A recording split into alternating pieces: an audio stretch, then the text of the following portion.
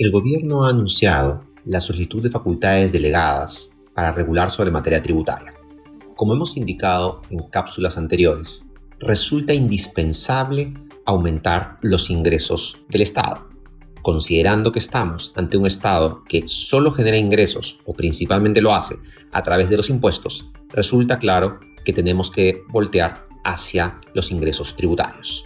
Antes de avanzar a tomar decisiones sobre esta materia, es importante recordar dónde estamos parados.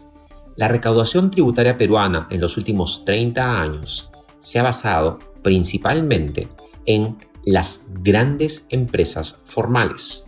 Igualmente, a nivel de personas naturales, existe un grupo de personas que paga en base a sus ingresos sin poder deducir un centavo de sus gastos, que pagan tasas que oscilan del 8 hasta el 30% de los ingresos. Se estima que el nivel de informalidad laboral en el país es alrededor del 72%, pero la informalidad tributaria, es decir, la evasión de los impuestos, oscila entre el 55 y el 65% de la economía peruana.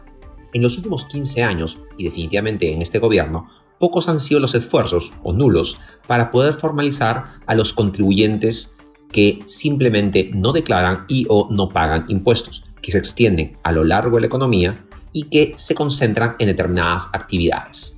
Es importante señalar que sería equivocado pensar que por el hecho de ser informal estamos hablando de una economía de supervivencia.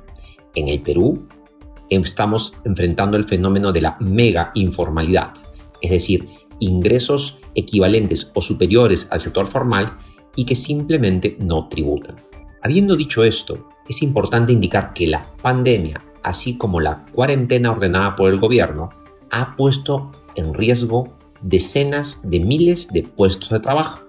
Y en este momento, lo que más debemos cuidar son los puestos de trabajo de nuestra economía a fin de no generar una ruptura extrema en la cadena de pagos.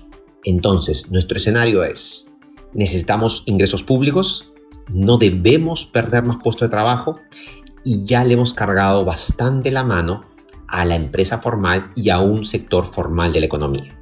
Teniendo en cuenta esto, consideramos que de entre los lineamientos que deben seguirse para dar medidas tributarias debe tomarse algunas premisas.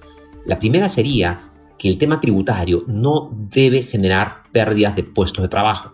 Es decir, las empresas formales ya están recargadas con sus obligaciones laborales, con una serie de compromisos que han asumido y que no tenían en cuenta la pandemia ni la cuarentena, por lo que agregarle cargas tributarias podría ser la gota que derrame el vaso y que simplemente estos inversionistas decidan por no seguir adelante con sus negocios y por lo tanto no manteniendo estos puestos de trabajo.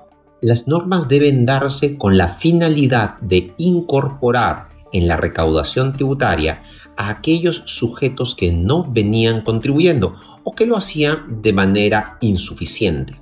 Habiendo dicho esto, resulta claro, como lo hemos indicado en cápsulas anteriores, que la principal herramienta para combatir la evasión de impuestos se da en el campo y no a través de leyes.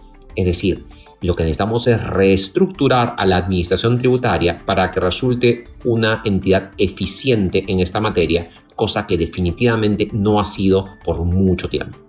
Respecto a la empresa formal, si bien recargarle la mano no sería recomendable, sí parece ser una alternativa ofrecer una salida a esta enorme cantidad de litigios que venían dándose con la administración tributaria y que habían acumulado multas e intereses.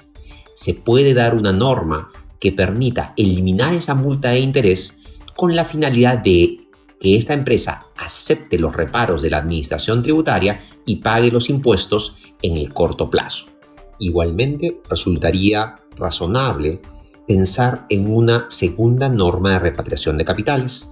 Como ustedes recordarán, en el 2017, el Estado dio una norma que permitía a las personas naturales que no habían declarado sus rentas en el pasado y hasta el año 2015 que excepcionalmente las puedan declarar pagando entre 7 y 10%. Esa norma no tuvo los resultados que se necesitaron y se quedó por lo menos un 60 o 70% del universo de contribuyentes fuera de esta norma. sería un momento adecuado para dar una norma similar y permitir la formalización de estos dinero y a su vez aumentar la recaudación tributaria. Finalmente, los impuestos patrimoniales, que seguramente deben tener en mente en el gobierno, pueden resultar peligrosos si toman en cuenta que el sector inmobiliario, entre otros, podría verse golpeado por un impuesto al patrimonio. Resultaría más razonable aplicar impuestos a la sucesión o la herencia como hay en otros países. Es importante que nos mantengamos informados y expectantes respecto de las medidas que decida adoptar el gobierno. Aun cuando pueda tener buenas intenciones, podríamos terminar agravando un problema que ya de por sí es bastante complicado. Comparte este video y síguenos en redes sociales.